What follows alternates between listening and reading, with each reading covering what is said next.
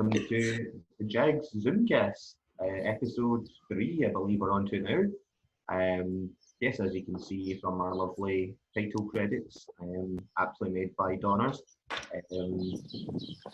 joined by 3 fine-looking gentlemen today. Obviously, the aforementioned Donners, Raymundo, and Alex 7. How you doing, guys? Yeah, I'm alright. It looks nice and sunny there, Raymond. Aye, but remember, it was nice and sunny when we did this last week, Alan, and about half an hour later, it was the mother of all storms that we had, so you wouldn't have recognised it. That's It's a nice. sweet. Oh, my heart bleeds. Donald, You guys have been alright.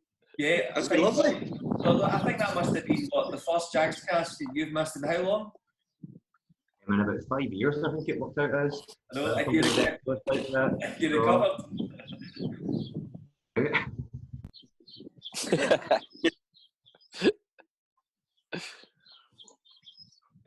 Yes, so obviously there's still no football and probably won't be football for a while. Obviously currently have many discussions about instruction. Obviously Leah Hempster has left that committee to, as far as I can tell, go and start up another committee. But we're also the reconstruction seems to be looking at the 3 leagues of 14 going forward. Well, we'll see. I mean, they're still talking, they're still debating. Who knows what they're going to come up with, and who knows when it's going to be anyway, So, I mean, it's not academic, but it does feel odd at times. You're still discussing what may or may not happen when you just don't know how this is going to unfold, It's dragging on a bit, isn't it? It is. It's taking too long, and we've said this in the couple of times we spoke. They made a decision far too early. I mean, if you were following things over the last week, UEFA have now said that they've got flexibility to complete the remainder of the Champions League and Europa League games in August. Oh, wait a minute, I thought it was a new season, but I wasn't allowed. Oh, we've already voted for it. Leanne Dempster speaking yesterday saying that Scottish football should explore the options to finish the season. Oh, wait a minute, we've already voted to finish the season. So why? What's the difference? I'm not understanding why the rules are different for the lower league teams than they are for the bigger clubs. When the bigger clubs have a say in what happens to the lower league teams. I think the big thing with the lower league clubs, the argument's null and void really for originally it was to do with the money and getting the money to the lower clubs, because as we've heard, read, seen in interviews, that there was money available other ways, so they have called it very, very early. The other thing is, I think something that's been perhaps overlooked, especially in the media, which I'm surprised they haven't jumped on, is you've got Euros next year, right? Well, they're still calling it 2020, even though it's in 2010. But there's going to need to be a whole money. It's not as if you can shunt the leagues all around the world, restart them in October, November, and then just play right through next summer. That's not going to be possible. You talk, as you say, Donald, they're mentioning about Champions League, Europa League, so they're going to get nudged on. This is no way this is going to work. And when you hear most governments around the world talking about no mass gatherings, no foot, and in particular sports events not happening with crowds this year, I don't see where this goes. I would not be surprised if there's pretty much no actual formal league football anywhere next season, and it could end up with a lot of teams playing friendlies to try and raise money all around each countries and around Europe and stuff like that, because it's unprecedented that the times that we're living in, and you don't know the knock-on effect.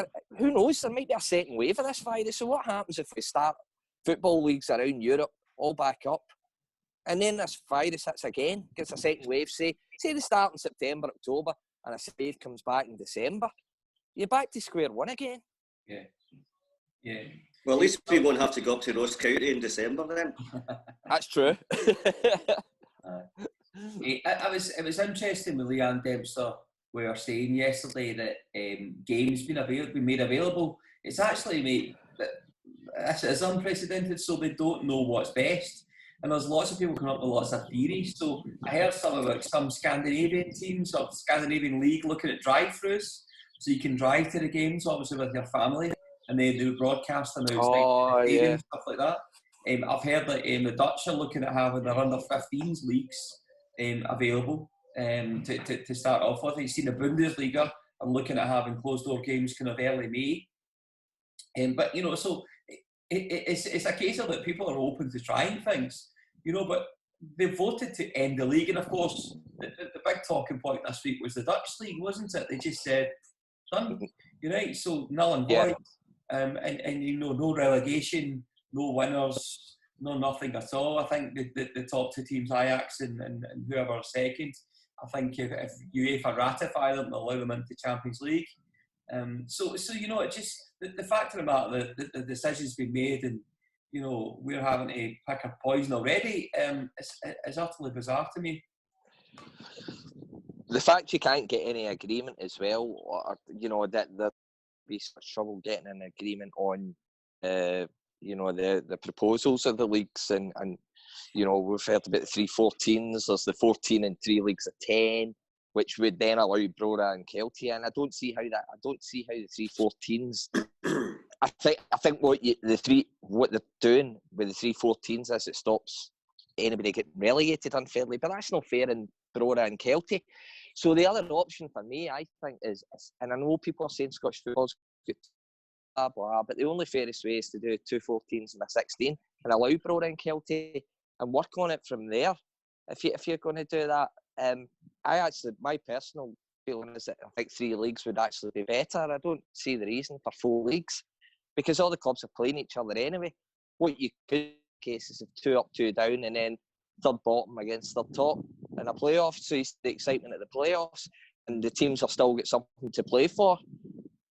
But then again, why should Kelty Hearts and Pro Rangers get promoted when, like, say, Airdrie or Ayr United, they don't get that option. They're in a playoff place. They don't get to play the playoffs. They don't get the reward for it. So why are we singling out 2 teams that are in the league? So I kind of see the point. Why? Well, you've given me 2 teams there, Airdrie and Ayr. Which way did they vote? They voted. End of conversation. They voted to end the leagues. So trying to think how that went again. They both voted to end it. So that's kind of fell in their own backs. But Brora and Kelty both won the leagues, and if you look at it, the teams at the moment, as things stand, that have won their leagues are getting promoted. So why shouldn't Brora and Kelty? Yeah. And again, if 14 team, Cove Rangers have been awarded the title, so they would win the title and remain in the same division. How are you also going to feel if you're the bottom 4 clubs in League 2? You're effectively like all 4 of you are being asked to be relegated, aren't you? So this is where the problem is going to be with the lower league clubs. Yeah. I never thought that would be on the cards. I thought the 14 and then 3 Cs of 10 was the way forward. I was surprised it said 14. It may well still go that way. No doubt there'll be more changes this week. There'll be more news coming out and things like that. But everything, it's true. Everything's up in the air. It's been what has been really positive this week's what the club have done, regards to season tickets and how amazing the fans have been, the club, and raising all that money. That's tremendous for a club our size for our fans to do that.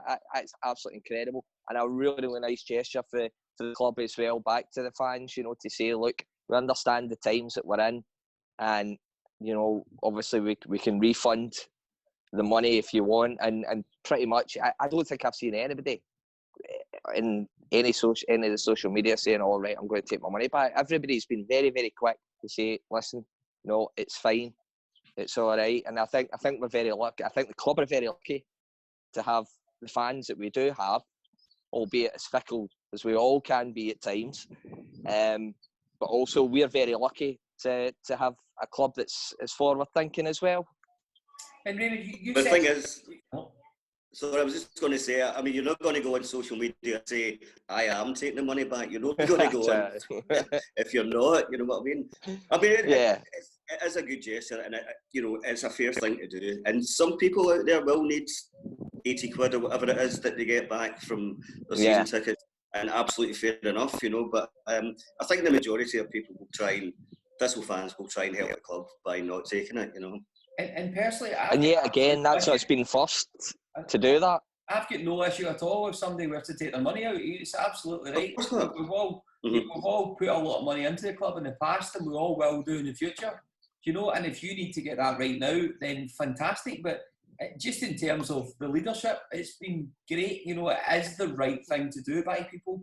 It's a huge sacrifice, because if everyone took it, it's going to cost 80,000. 80,000 could bust us. Just now, what's going forward. Yeah. But they put the right thing to do ahead of everything else right now, and that's probably been consistently what our club's done in the past couple of months, which is refreshing. We spoke about it last Saturday, and we've come out with this quite well. I mean, you look at Hearts right now.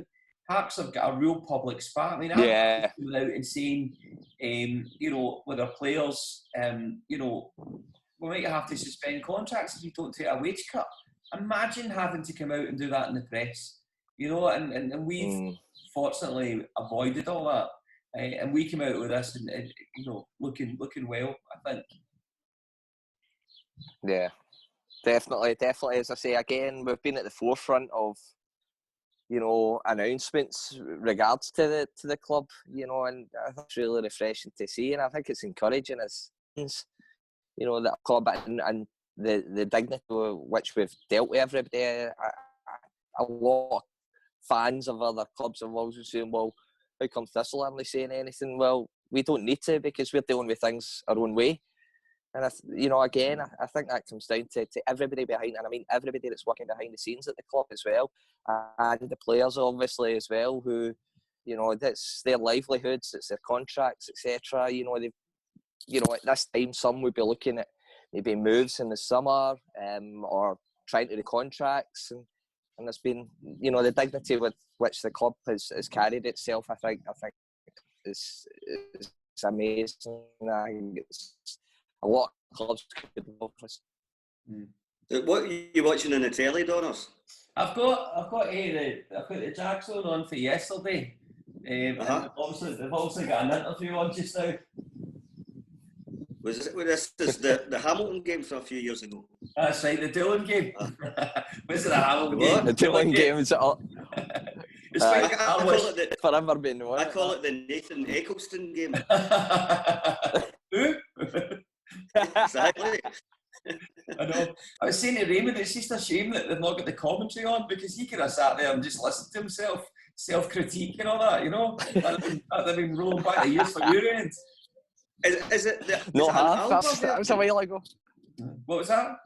Is the commentary from Alba on it?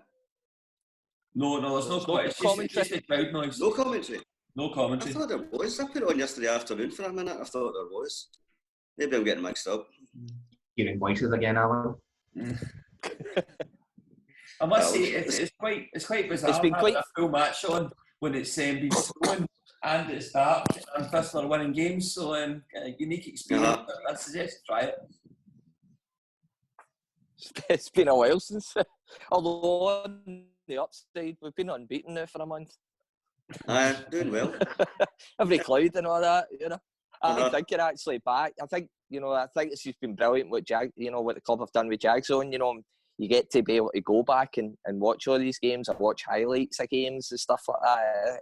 That's been another good thing that you can do that. And I think yesterday, obviously, I believe the weather was fantastic back in Scotland. And I know, Donna, as you were saying off air, that or yourself, Alan, I can't mind, 3 o'clock in the afternoon, it was too nice a day and stuff like that. But it's great you can get access to that any time of the week.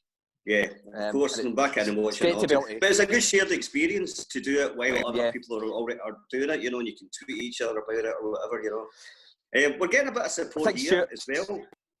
I'm saying the JagsCast getting a wee bit of support online. I sent you that beat from David Gregg, the playwright. Yeah. He describes he describes supporting Thistle and our podcast as admixed with our fair share of ennui and tristesse. So, very West End. Alan, I could see you end up getting in the stage, getting one of his shows after this, eh? No, it's really good. What he means by that is, I've written down. You've googled this, didn't you? Yes, that's why he was late. I've written down a translation of this, and what he means is, it's a blend of listless dissatisfaction and despair, and a state of melancholy sadness. So that's how he's describing the Jags. Because I'm saying he's supporting us, but I mean, quite frankly, What that's does it like?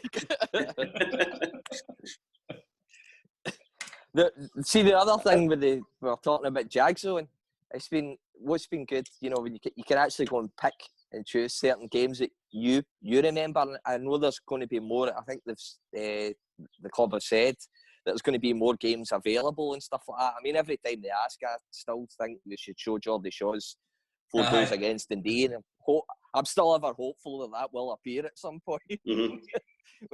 If anybody remembers that, will also remember who the goalkeeper was for Dundee that day, Jim Leighton. It was Leighton, wasn't it? Yeah. It was Jim Leighton. And did he lose it? Was there a really crazy own goal involved in that game as well? Like a header from no, I think a different one. Was there not about, did the ball no, if I remember rightly, was it Geordie's, was it his fourth, where it was just a big punt up the park and it bounced over Leighton's head, and I think did Geordie no nip in and tap into an empty net? Or am I thinking of another game? I maybe need to dig that out and have a look. I think you're right. We'll need to see that one again. My memory of that game was when Lambie came out afterwards and said that Geordie Shaw is now the complete striker because he could score goals. He was worth $2.5 million. What was that name? Was that not? Am I getting mixed up here? Or see, the following week, did we not then go and beat Celtic at Parkhead and Geordie scored? Well, it would have been round about then, after. but I don't know. I'm not sure, but it would have been round about then. That's the week after. Just it's silly wee things when you look back through all the games and you see all the stuff, and everybody's tweeting, you know, about games that they remember and things like that. It's quite refreshing. It's really positive actually. Which if you give the season that we've had, it wasn't exactly the most hostile of environments. Social media at times this season. Well, I don't know. There's some crazy stuff going on Facebook yesterday, but I'm not going there. Just look it up. All right. Oh no, I've missed that. I'm not going to talk about it. Just have a look. Is it in one of these groups? Aye, it was, and then I think a lot of it's disappeared. But just a wee bit of argy-bargy between Thistle fans. Crazy stuff, though. Crazy stuff. But I'm not, brilliant. As I said, just have a look. It's like that most Saturday afternoon. So maybe it's the fans way of just kind of living life normally. You know, let's just have a fight and argue with something. Only Thistle fans could argue when there's no football on. I know. Have you been following many of the players on social media? See what they're up to? Yeah, aye. I think everybody saw Joe Cardle yesterday, didn't they? With his 5K run or something. What is he all about? He's like leading the world or something. He's like absolute machine. I hope we give him another 12-month contract on the back of how fast he is now, you know. I missed all that. I don't know what you're talking about. What was he doing? Okay, went a 5K run. 5K in about 17 minutes, 16 minutes or something like that. Uh-huh. You know, I think he did a 10K in just over half an hour. It's been good though. At least you know the players are doing stuff as well, you know, and it's quite good that they're there at least interacting with some of the stuff, because that's an encouragement.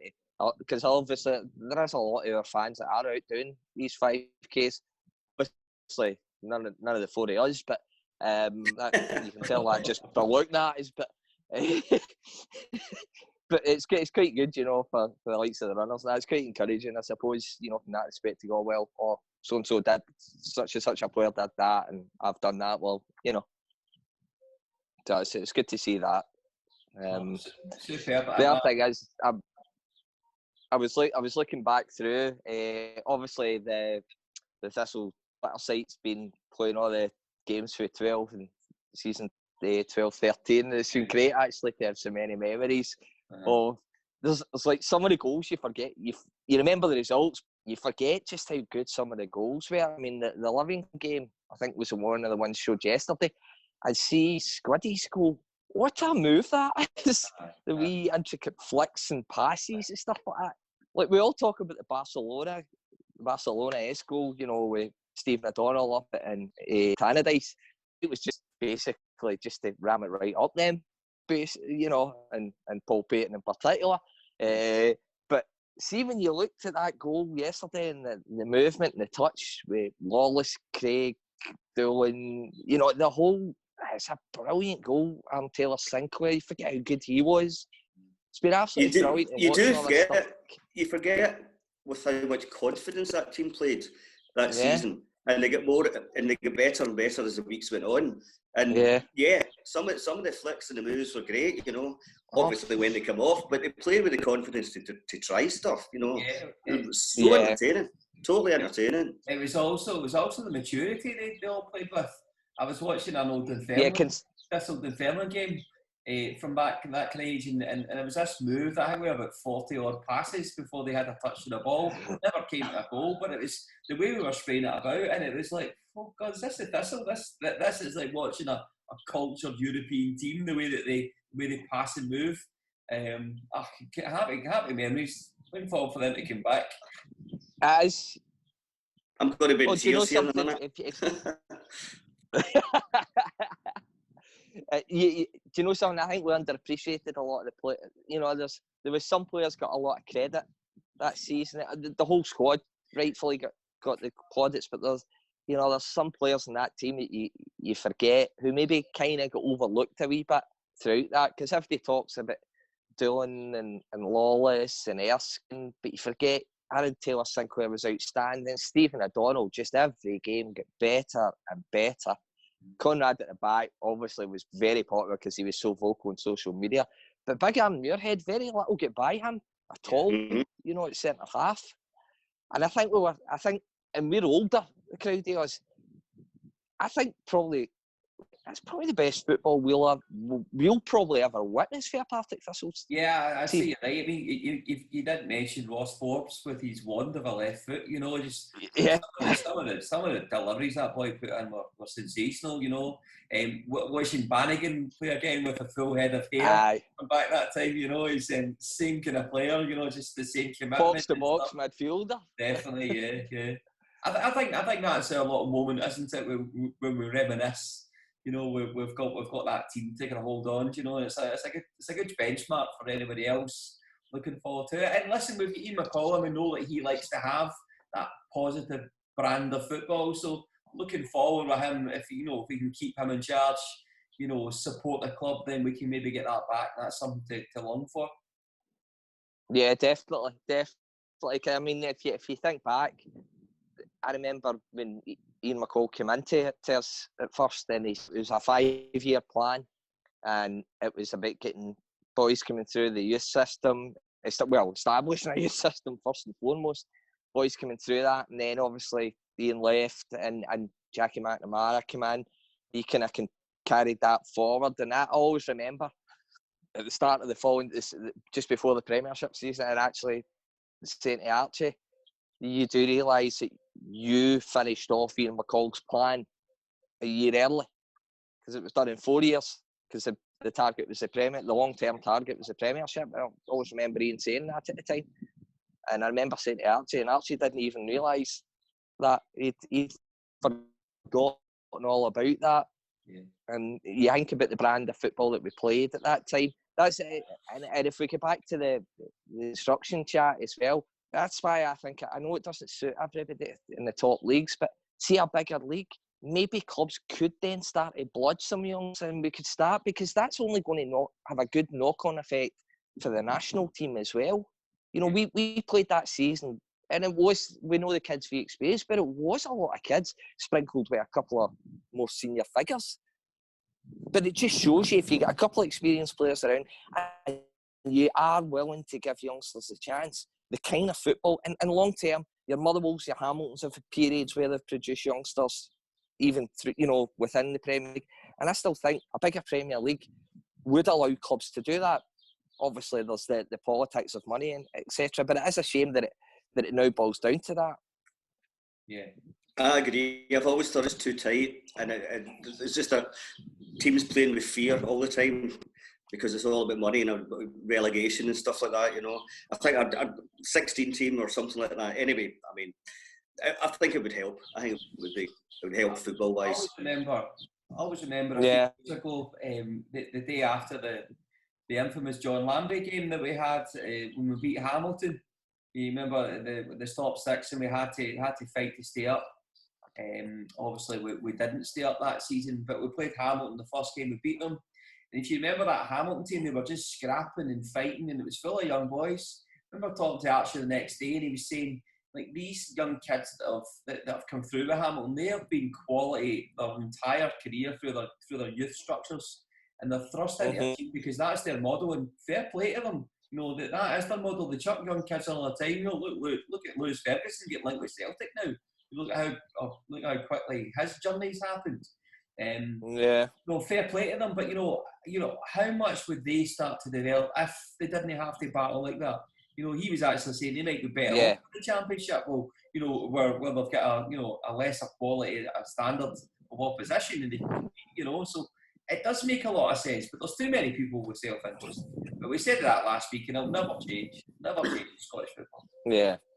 Unless somebody comes in and says, "Look, this is how it is. That's the rules. You either like it or you go somewhere else." And then that's it. But until that happens, we'll never change. You still there, though? Bring back. Yeah, still here. Just over the end from afar. Was that right? Just letting those two just jab as usual then, aye? I've definitely changed the habit I've always done. Is that us? Is it?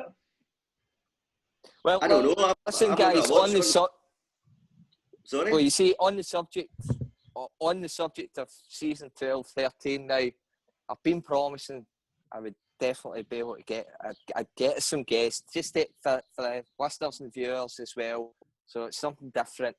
So, the next Saturday morning, we'll be joined. Let's see if you can guess this. For me, this is a guy who didn't get even close to the credit he deserved in his short time at Firhill. He spent about, I think it was about 3/4 of the season, 8/10, whatever you want to break it down to, of that championship winning squad, and he still loves the club and still loved his time there. So who am I talking about? Stephen Craig? Yep, he'll be joining us next Saturday morning. Superb. So he's really looking forward to it. Yeah, do you know the reason you forget how good Steph's goal scoring record? I think it's 13 goals in 25 league games that promotion season. Nobody talks about Stephen. It's quite odd. It does be overlooked in that. Ridiculous. He scored the winner that got us to the cup final as well. It was his goal in the semi-final and it really does. I mean, it's a goal every 2 games overall in all competitions. It's 15 goals in 30 games, but nobody ever talks about Steph. And I've said for years, everybody forgets about him. Nobody talks about them. The way he muscled in defenders and allowed the Erskines, the Lawlesses, the Bannigans to pick up scraps and score goals and create things for us. So I'm really, really looking forward to having Steph on next Saturday morning with us. Superb. Brilliant. Good stuff. So get your questions in for him.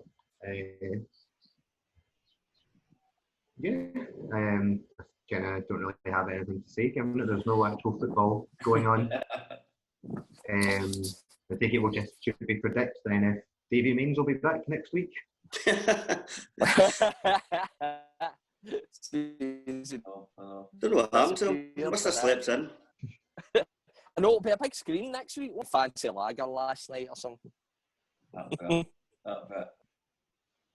Good stuff. So Steph Craig, Nick, and we'll also have another guest for the following week. So we're going to start going through some ex-players. So excellent. Okay. Right, guys. very much Been a for pleasure. joining us. And as always, Mon Jags. Cheers, lads. See you next week.